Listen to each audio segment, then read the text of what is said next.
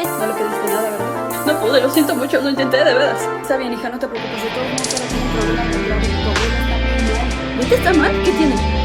No, hija, hazme el favor, Dios me libre. No, está muy mal por tu abuelo, está enamorada. ¿En serio, ma? Vita y amor no van en la misma oración nunca. ¿En serio no me crees? Ay, no, sí necesitamos hacer algo, esa no es mi Vita. No sé, yo ya intenté de todo, pero es que en serio está triste, está mal. Yo sé lo que hay que hacer. ¿Qué? Hola, Vita. Oye, te tengo una propuesta. ¿Qué quieres? ¿Y si nos vamos a las apuestas? Tengo un chorro de dinero para gastar. Ándale, sí, vámonos. Y así apuesto mis casas. Total, no tengo con quién vivirlas. Ay, seguro Vita dice que no. Hay que apostarlo todo. Vamos, vamos.